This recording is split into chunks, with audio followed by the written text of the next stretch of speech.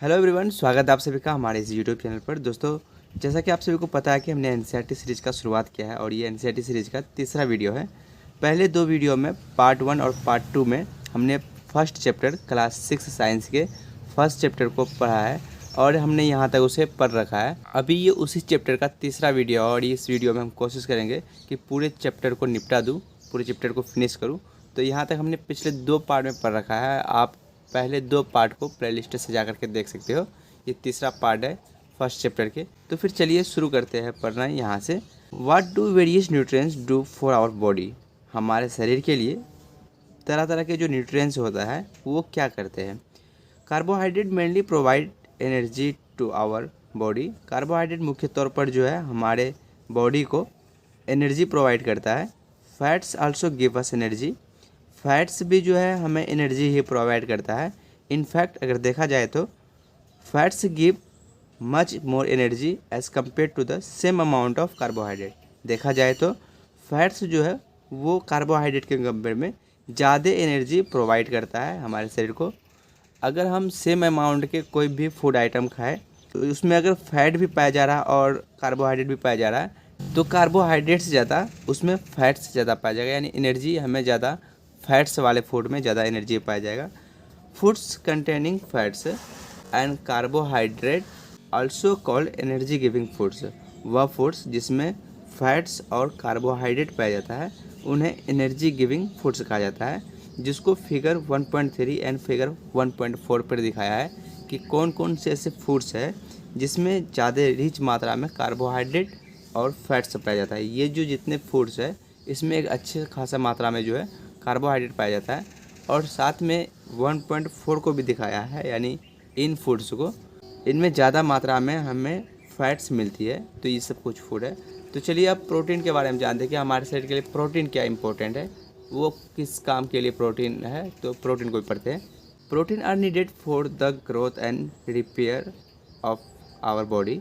Protein का काम जो है हमारे शरीर को रिपेयर करने की ज़रूरत और बढ़ने की ज़रूरत के लिए प्रोटीन का इस्तेमाल होता है। Food protein are often called body building foods.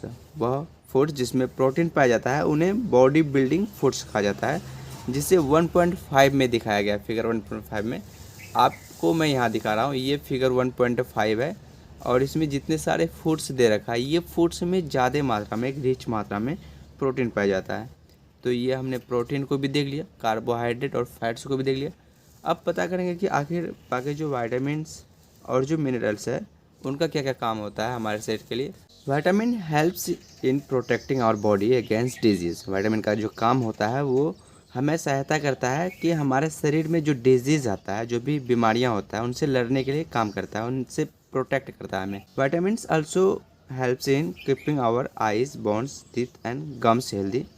Vitamin हमें दूसरी चीज़ के लिए भी सहायता करता है, जैसे हमारे आइज़ को, बोन्स को, टीथ को और मसूड़ा को, इन सभी को हेल्दी यानी स्वस्थ रखता है।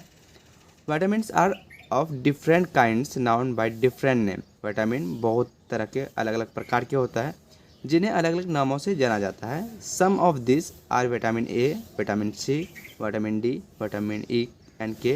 विटामिन जो है अलग अलग नामों से जाना जाता है, जैसे कि कुछ इस तरह का है, जैसे विटामिन ए है, vitamin C, vitamin D, E और K. There is also a group of vitamin called vitamin B complex. Vitamin का एक ग्रुप है जिन्हें विटामिन बी कॉम्प्लेक्स कहते हैं। Our body needs all type of vitamin in small quantity. हमारे शरीर को हर तरह के विटामिन की ज़रूरत होता है एक कम मात्रा में। ओके फाइन, आई होप कि यहाँ तक आप सभी को अच्छी तरीके से समझ में आ रहा होगा, कोई भी कन्फ्यूज़न नहीं है। तो फिर नेक्स्ट चलते हैं। Vitamin A keeps our skin and eyes healthy. Vitamin A जो है हमारे स्किन को और आँखों को हेल्दी रखता है। Vitamin C helps our body to fight against many diseases. Vitamin C जो है वो हमारे शरीर को अलग अलग तरह के डिजीज़ से लड़ने का काम करता है, लड़ने में मदद करता है, हेल्प करता है। Vitamin D helps our body to use calcium for bone and teeth. Vitamin D जो है हमें कैल्शियम के लिए मदद करता है, जो हमारे बोन्स एंड हड्डियों के लिए काफ़ी ज़्यादा ज़रूरी है, यानी उन्हें मजबूत रखता है। और foods that are rich in different vitamin are sound in figure 1.6 to figure 1.9।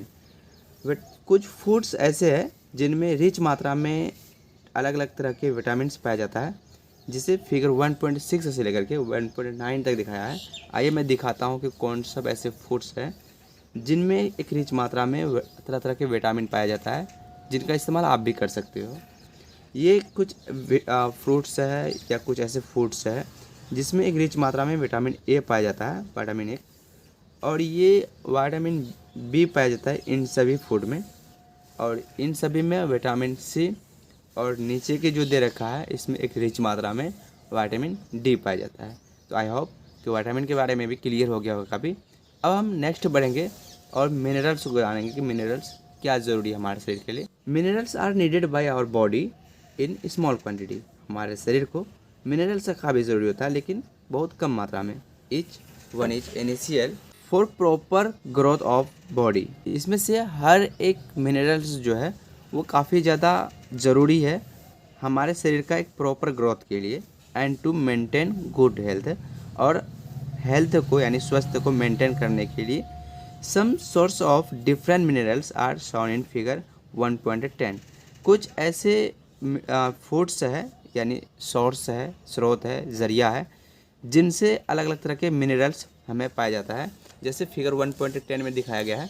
मैं आपको दिखाता हूँ कि कौन से ऐसे फूड्स है जिनसे हम इस अलग अलग तरह के मिनरल्स पा सकते हैं। आयोडीन के लिए इस तरह के कुछ फूड्स दे रखा है, और वहीं अगर हम दूसरे मिनरल्स की बात करें, फॉस्फोरस के लिए इस तरह के कुछ फूड्स दे रखा है। आयरन के लिए इस तरह के कुछ फूड्स दे रखा है, और एक ज़्यादा मात्रा में कैल्शियम पाए जाने के लिए, कैल्शियम हमें गेन करने के लिए इस तरह के कुछ फूड्स दे रखा है। तो आई होप कि मिनरल्स का भी काम हमें अच्छी तरीक़े से समझ में आ गया होगा कि बॉडी में हमारा क्या काम है, उनका क्या ज़रूरत है।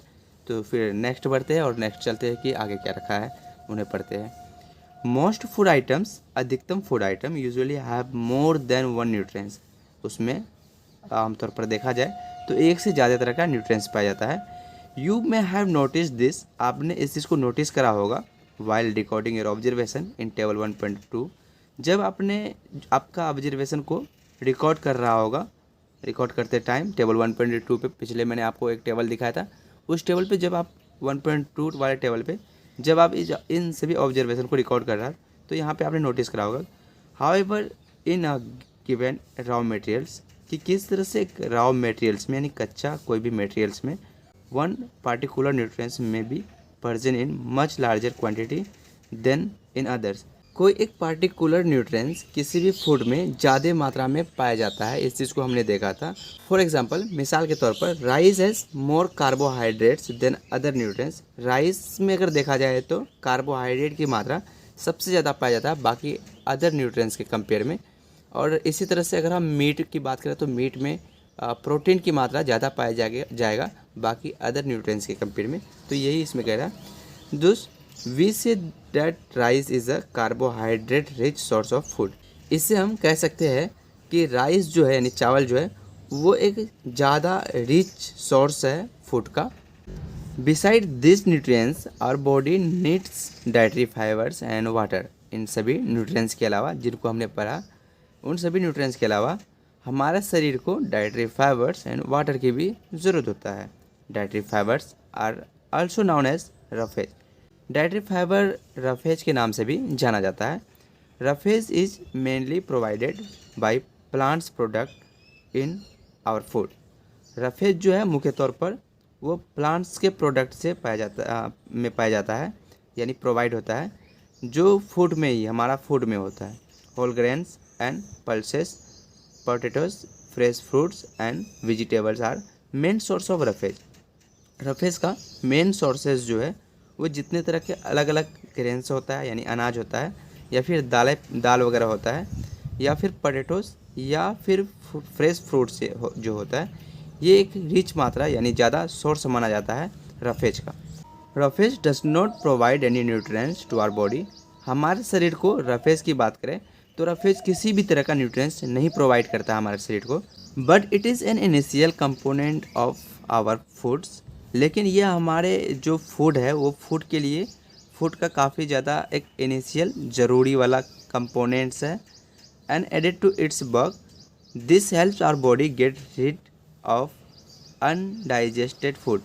ये हमारे शरीर का जो अनडाइजेस्टेड फूड होता है उन्हें रीड यानी छुटकारा दिलाने में मदद करता है। तो ये रही हमारी बात रफेज के बारे में। अब हम आगे बढ़ते हैं और वाटर के बारे में जानते हैं कि वाटर हमारे लिए कितने ज़्यादा ज़रूरी है, कितना इनिशियल है। तो नेक्स्ट पेज पे बढ़ते हैं। तो दोस्तों नेक्स्ट पेज पे आ चुके हैं और यहाँ हम जानेंगे कि वाटर हमारे बॉडी के लिए, हमारे शरीर के लिए कितनी ज़्यादा ज़रूरी है। आइए पढ़ते हैं और जानते हैं। Water helps our body to absorb nutrients from foods. Water हमारे शरीर में जो भी न्यूट्रिएंट्स हम फूड से एब्जॉर्ब करते हैं उनके लिए वाटर हमें मदद करता है। It also helps in throwing out some waste from body as urine and sweets. ये हमारे शरीर के कुछ वेस्ट जो है उन्हें बाहर निकालने में भी मदद करता है। किसके रूप में अगर देखा जाए तो वो यूरिन के रूप में और स्वीट यानी पसीना के रूप में। नॉर्मली आमतौर पर we get most of water that our body needs from the liquid we drink. हमारे शरीर को जो वाटर की ज़रूरत होता है वो हम ज़्यादातर ड्रिंक से ही प्राप्त कर लेते हैं, हासिल कर लेते हैं, जिन्हें हम पीते हैं, सच एस वाटर, या तो वाटर से या फिर मिल्क से या फिर टी वगैरह से, या इनके अलावा और भी कई सारी चीज़ हो सकता है। We add water to most cooked food. हम भोजन को पकाते वक्त भी वाटर को उसमें इंक्लूड करते हैं, यानी भोजन में हम इंक्लूड करते हैं। Let us see if there is any other source which provides water to our body. चलिए देखते हैं कि क्या कोई और भी सोर्स है वाटर का जो हमारे शरीर को प्राप्त होता है यानी हासिल होता है। तो आइए एक्टिविटीज़ 3 को करते हैं यानी 3 को करते हैं और इनको करने के बाद हम इसी चीज़ को समझेंगे कि क्या पानी जो है हमें ड्रिंकिंग के अलावा किसी दूसरे वे में भी हमें क्या प्रोवाइड होता है। तो आइए शुरू करते हैं एक्टिविटी 3 को। टेक अ टमाटो और a fruit like lemon.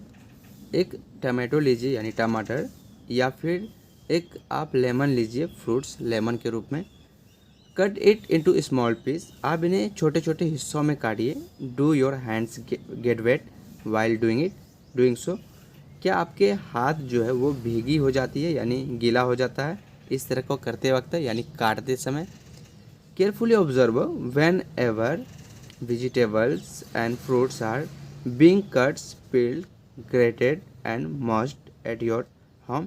Do you find any fresh vegetable or fruits that do not contain some amounts of water? क्या आप किसी भी फ्रेश वेजिटेबल या फिर फ्रूट्स में इस तरह का पाते हैं कि उसमें किसी भी एक कम भी मात्रा में, मतलब कुछ भी मात्रा में पानी नहीं पाया जाता है? क्या आप इस तरह का पाते हैं? नेवर। हम कभी भी ऐसा नहीं देख सकते कि किसी भी फ्रूट्स या फिर किसी वेजिटेबल में वाटर की अमाउंट्स ना हो, ऐसा हो ही नहीं सकता है। तो हर फ्रूट्स में होता है या फिर हर वेजिटेबल में होता है। We see that many food materials themselves contain water. हम देखते हैं कि बहुत सारे फूड मटेरियल में पानी मौजूद होता है। टू सम एक्सटेंट, कुछ ही मात्रा में ज़रूर होता है। और body needs are made by this water. हमारे शरीर को जो वाटर की ज़रूरत होता है वो इसी के ज़रिया यानी इसी के द्वारा मिल जाता है। अपार्ट फ्रॉम दिस, इसके अलावा we also add water while cooking many foods item. इसके अलावा हम पानी भी मिला देते हैं, जब बहुत सारे पानी मिलाते हैं फूड में, जब हम खाना पकाया करते हैं, पकाते समय बहुत सारे फूड आइटम में बहुत सारे पानी को मिला देते हैं। तो इस एक्टिविटी से हमने समझा कि पानी भी जो हम ड्रिंकिंग नहीं करते उसके अलावा भी बहुत सारे अलग अलग वे में पानी हमारे बॉडी को प्रोवाइड हो जाती है, मिल जाती है, यानी हम पानी को हासिल कर लेते हैं। तो यहाँ तक हमने देख लिया, इसके आगे नेक्स्ट चलते हैं। आई होप कि वीडियो काफ़ी अच्छा से समझ में आ रहा होगा, क्योंकि हम लाइन बाई लाइन पढ़ने की कोशिश कर रहे हैं। और अगर अभी तक आपने हमारे चैनल को सब्सक्राइब नहीं किया तो सब्सक्राइब कर दो।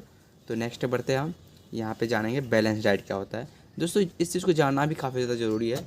अगर हम बैलेंस डाइट को जानेंगे तो हम सही अपना हेल्थ को सही रख पाएंगे। So we need to understand what is the balance diet. तो चलिए देखते हैं बैलेंस डाइट क्या होता है। The food we normally eat in a day is our diet. जो भी फूड हम आमतौर पर एक दिन में खाया करते हैं वही हमारा डाइट कहा जाता है। डाइट मतलब आहार होता है, जिन्हें हम लिया करते हैं वही आहार यानी डाइट कहलाता है। For growth and maintenance of good health, बढ़ने के लिए या फिर अच्छे स्वास्थ्य का मेंटेनेंस के लिए our diet should have all the nutrients that our body needed. हमारे डाइट में सभी तरह के न्यूट्रिएंट्स मौजूद होनी चाहिए जिनका हमारे शरीर को ज़रूरत होता है। इन राइट क्वांटिटीज, एक सही मात्रा में। Not too much of one and not too little of the others, ना कोई एक सब ज़्यादा मात्रा में और ना ही कोई एक बहुत कम मात्रा में। The diet should also contain a good amounts of roughage and water. Diet में हमारा अच्छे मात्रा में रफेज एंड वाटर भी होनी चाहिए। Such a diet is called a balance diet. इस तरह के डाइट से बैलेंस डाइट कहलाता है। Okay, do you think that peoples of all ages need the same type of diet? क्या आपको ये लगता है कि हर उम्र के लोगों को एक समान तरह के डाइट्स की ज़रूरत होता है? Do you also think that, क्या आपको यह भी लगता है what we need for a balance diet, हमारे बैलेंस डाइट के लिए क्या ज़रूरी है? Would depend on the amounts of physical work. ये हमारे फिजिकल वर्क पे डिपेंड करता है जिन्हें हम करते हैं। Prepare a chart of whatever you eat over a period of a week. अब एक चार्ट प्रिपेयर कीजिए, एक चार्ट बनाइए जिसमें इस चीज़ को नोट डाउन कीजिए कि आप पूरे एक सप्ताह भर में क्या क्या खाया करते हैं, उनका एक चार्ट बनाइए। Check whether all the nutrients mention are present in one or other foods item being eaten within a day or so. आप इस चीज़ को चेक भी कीजिए कि अलग अलग तरह के सभी जो न्यूट्रिएंट्स है क्या वो मेंशन है जो आप अभी खाया करते हैं एक दिन में या पूरे सप्ताह में, जो भी फूड्स खाया करते हैं उन सभी फूड आइटम में सभी तरह का न्यूट्रिएंट्स पाया जा रहा है यानी मौजूद है। इस चीज़ को भी चेक कीजिए। Pulse, groundnuts, soya beans, spotted seed कहा जाता है मूंग्स को या फिर बैंगल्स को। फर्मेंटेड फूड बोला जाता है साउथ इंडियन फूड को, जिस तरह के एक इडली के तौर पर एग्जांपल ले सकते हैं इडली, तो इसे फर्मेंटेड फूड कहा जाता है। A combination of flour, missi roti, thepla जो एक पल्स से या फिर सीरियल से बनता है। Ananas, spinach, sattu, jaggery, available vegetables and others nutrients food provide many nutrients. अभी जो हमने देखा यहाँ पे तरह तरह के जो भी फूड आइटम्स है उन फूड आइटम्स में एक से ज़्यादा तरह के वेरियस टाइप के न्यूट्रिएंट्स मौजूद होता है, मतलब बहुत तरह के अलग अलग तरह के न्यूट्रिएंट्स मौजूद होता है। Therefore one can eat a balance diet without expensive food materials. इसीलिए इन सभी में से किसी एक को खाना बैलेंस डाइट के हिस्से में आ सकता है जो ज़्यादा कोई भी एक्सपेंसिव फूड नहीं होगा। तो इनमें एक रिच मात्रा में तरह तरह के न्यूट्रिएंट्स पाया जाता है, इन्हें हम बैलेंस डाइट के तौर पर इस्तेमाल कर सकते हैं। तो आगे बढ़ते हैं और आगे क्या है उन्हें भी देखते हैं। Eating a right kinds of food is not enough. एक सही तरह का भोजन खाना ही सिर्फ हमारे लिए काफ़ी नहीं है। It should also be cooked properly as that its nutrients are not lost. इसे सही तरीक़ा से पकाना भी काफ़ी ज़्यादा ज़रूरी है ताकि इनका कोई भी न्यूट्रिएंट्स जो है वो ख़राब ना हो, लॉस्ट ना हो। Are you aware that some nutrients get lost in the process of cooking and preparation? क्या आप जानते हैं इस चीज़ को? आपको पता है कि बहुत सारे ऐसे न्यूट्रिएंट्स होता है फूड्स का जो पकाते टाइम उन्हें या फिर उन्हें तैयार करते टाइम वो लॉस्ट हो जाता है यानी ख़राब हो जाता है, जिससे ज़्यादा पका देने पे भी वो ख़त्म हो जाता है। तो उस चीज़ से भी हमें केयरफुली रहना है, उसे भी हमें ध्यानपूर्वक पकाना है कि कितना हमें पकाने से सही रहेगा, न्यूट्रिएंट्स ख़राब नहीं होगा। If the vegetables and fruits are washed after cutting and peeling them, अगर हम किसी भी वेजिटेबल या फिर फ्रूट्स को धोते हैं, मतलब कटने के बाद या छीलने के बाद उसे धोते हैं, तो फिर देखिए उसमें भी न्यूट्रिएंट्स जो है बहुत मात्रा पे ख़त्म हो जाता है। नेक्स्ट पेज पे हम देखते हैं कि आगे आगे क्या कह रहा है। It may result in the loss of some vitamins. इसका रिज़ल्ट ये होता है कि बहुत सारे ऐसे वाइटामिन्स होता है जिनका लॉस हो जाता है, जो वहाँ से मतलब उस फूड से रिमूव हो जाता है। The skin of many vegetables and fruits contain vitamins and minerals. बहुत ऐसे वेजिटेबल्स हैं और फ्रूट्स हैं जिनका स्किन यानी जिन्हें हम छीलते हैं, छील करके हटाते हैं, उनमें भी अलग अलग तरह के विटामिन्स एंड मिनरल्स पाया जाता है। Similarly repeated washing of rice and pulse may remove some vitamins and minerals present in them। इसी तरह से जब हम राइस को धोते हैं या फिर कोई पल्स को धोते हैं तो बहुत सारे ऐसे विटामिन्स और मिनरल्स उसमें जो मौजूद होता है वो रिमूव हो जाती है। We all know that cooking improves the taste of food and make it easier to digest. हम सभी जानते हैं कि पकाना एक ऐसा वे है, यानी पकाने से कोई भी फूड का टेस्ट इम्प्रूव हो जाता है और उस फूड को डाइजेस्ट करना काफ़ी आसान हो जाता है। At the same times cooking also result in the loss of certain nutrients. उसी तरह से अगर देखा जाए तो कुकिंग से बहुत सारे ऐसे न्यूट्रिएंट्स होते हैं जो उनका रिजल्ट ये हमें मिलता है कि बहुत सारे न्यूट्रिएंट्स वो लॉस हो जाता है। Many useful protein and considerable amounts of minerals are lost if excess water is use during cooking and it's then thrown away.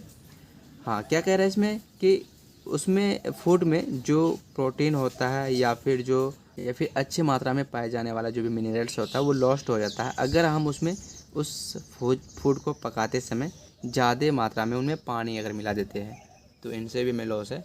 तो हमें फूड को कुकिंग करते समय इस चीज़ का भी ख्याल रखना है कि कितनी मात्रा में हम पानी मिलाएं और कितने मात्रा में पानी ना मिलाएं। Vitamin C gets easier destroy by heat during cooking. Vitamin C आसानी तरीक़ा से जो है डिस्ट्रॉय हो जाता है जब हम उसने पकाते समय थोड़ी भी हीट देते हैं। हीट देते समय वो विटामिन सी डिस्ट्रॉय हो जाता है। Would it not be sensible to including some fruits and raw vegetable in our diets। Vitamin C gets easier destroy by heating during cooking. भोजन पकाते समय थोड़ी भी हीट देने पे विटामिन सी जो है वो डिस्ट्रॉय हो जाता है। Would it not be sensible to include some fruits और raw vegetable in our diet.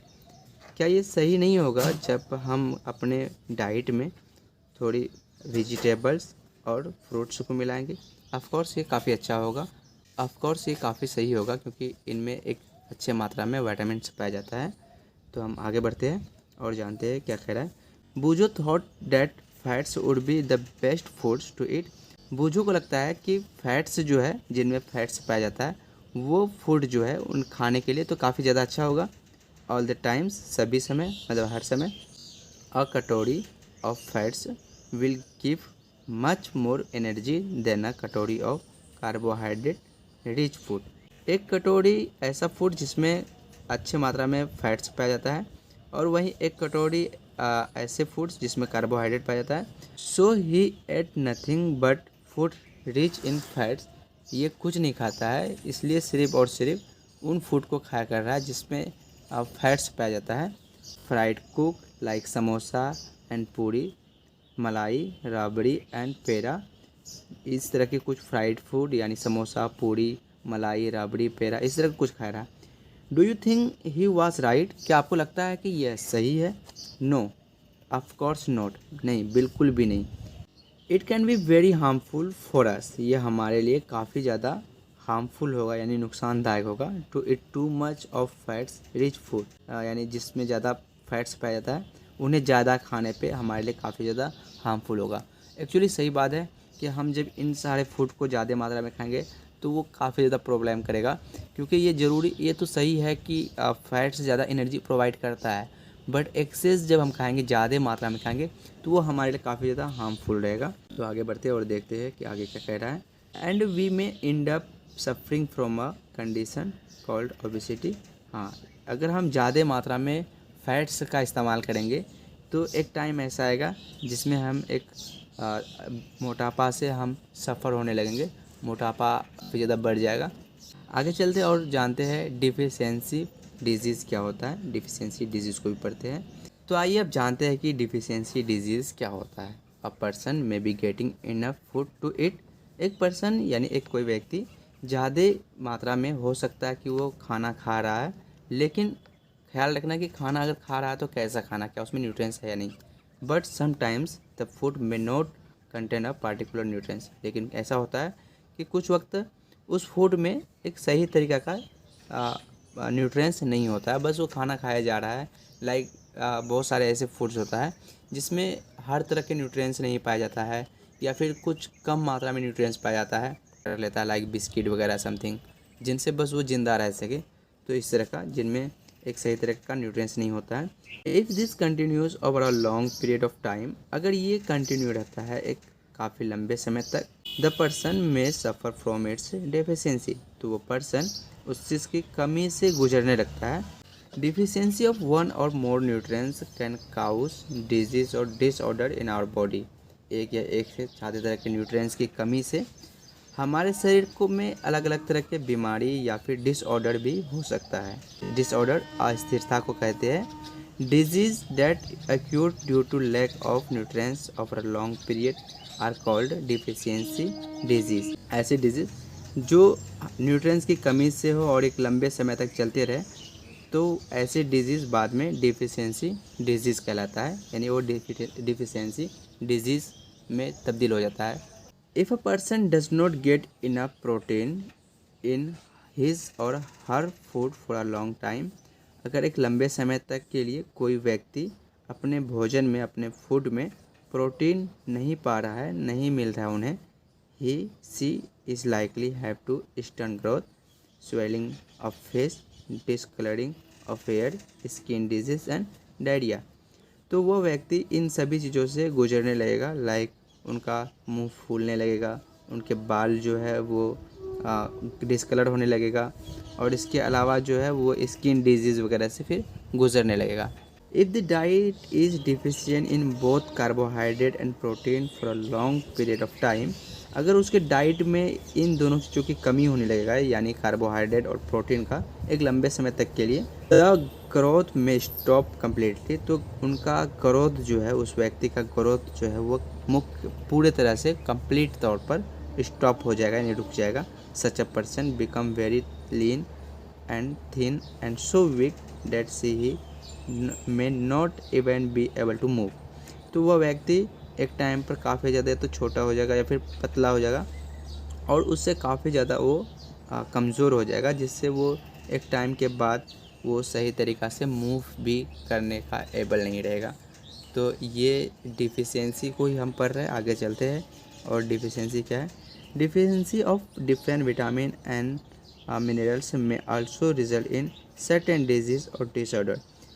अलग अलग तरह के जो भी विटामिन होता है, वो विटामिन की कमी से या फिर मिनरल्स की कमी से उसका रिज़ल्ट बाद में यही आता है कि उनमें बहुत सारे ऐसे तरह का डिजीज़ हो जाता है या फिर डिसऑर्डर हो जाता है हमारे शरीर में। Some of these are mention in table 1.3। इसमें से कुछ ऐसा है जिन्हें मेंशन करा है टेबल 1.3 पे। मैं आपको लास्ट में वीडियो के आखिर में टेबल 1.3 भी दिखाऊंगा, जहाँ पे किस तरह से दे रखा है कि एक सही कौन कौन से फूड आइटम की डिफिशियंसी से, कमी से कौन कौन सा डिजीज़ होता है, तो उन्हें भी हम समझेंगे। All deficiency disease can be prevent by taking a balance diet. हर तरह के जो डिफिशियंसी डिजीज़ होता है उन्हें प्रिवेंट किया जा सकता है, बचाया जा सकता है एक बैलेंस डाइट लेकर के। बैलेंस डाइट जब हम लेंगे तो हमारे शरीर में हर न्यूट्रिएंट्स की जो कमी है वो पूर्ति होने लगेगा, और जब हमारे शरीर को तरह तरह के न्यूट्रिएंट्स की कमी पूर्ति होने लगेगा तो हम डिफिशियंसी डिजीज़ से बच सकते हैं और ख़ुद को बचा सकते हैं। In this chapter we ask our self the reason why widely varying foods from different region had a common. इस चैप्टर में हमने खुद से इस बात को जाना कि आखिर पूरे अलग अलग जो क्षेत्र है, अलग अलग जो रीजन है, उनमें तरह तरह के बहुत सारे फूड्स पाया जाता है, बट कुछ ऐसे फूड्स है जो अलग अलग क्षेत्रों में भी कॉमन होता है। दिस डिस्ट्रीब्यूशन, इस तरह के अलग अलग तरह के डिस्ट्रीब्यूशन जो है, अलग अलग तरह के जो भी फूड्स पाया जाता है या फिर अलग अलग तरह के जो भी न्यूट्रिएंट्स पाया जाता है, वी फाइंड इंश्योर, हम इस चीज़ से इंश्योर होते हैं कि our meals have a balance of different nutrients needed by our body. हमारे जो भी मील से जो आहार है वो एक बैलेंस होना चाहिए, और वो बैलेंस किससे होगा कि डिफरेंट न्यूट्रिएंट्स से होगा जिनका हमारे शरीर को ज़रूरत है। आई होप कि यहाँ तक आप सभी को सही तरीक़ा से, एकदम क्लियर तरीक़ा से समझ में आ गया होगा। तो हमने एक टेबल भी देख लिया और लास्ट तक यहाँ भी पढ़ लिया। कुछ समरी है, ये आप खुद से पढ़ लेना अगर आपके पास बुक्स है, और इधर कुछ कीवर्ड्स दे रखा है, ये कीवर्ड्स भी आप देख लेना। तो आई होप कि ये वीडियो में हमने इस चैप्टर को पूरे कवर करने का पूरा कोशिश किया है। आई होप कि ये चैप्टर आप सभी को काफ़ी अच्छा तरीक़ा से समझ में आ गया होगा, कोई भी कन्फ्यूजन नहीं रहा होगा। और ये कुछ क्वेश्चन आंसर है, ये आप खुद से कर लेना या मैं कोई एक वीडियो बना करके इस क्वेश्चन आंसर को कर दूंगा। बाकी चैप्टर 2 को मैं जल्द ही लाने की कोशिश करूँगा। तो पहले हम एनसीईआरटी के साइंस को पढ़ने की कोशिश कर रहे हैं, साइंस क्लास 6 के, फिर क्लास 6 के दूसरे सब्जेक्ट को पढ़ने की कोशिश करेंगे। इस तरह से क्लास 6 के सारे सब्जेक्ट को कवर करने के बाद क्लास 7 पहुँचेंगे, फिर 7 क्लास के हर सब्जेक्ट को कवर करने की कोशिश करेंगे। आपका आखिर तक बने रहने के लिए हमारे साथ बहुत बहुत शुक्रिया, और फिर मिलते हैं किसी दूसरी वीडियो के साथ। तब तक के लिए जय हिंद, जय भारत।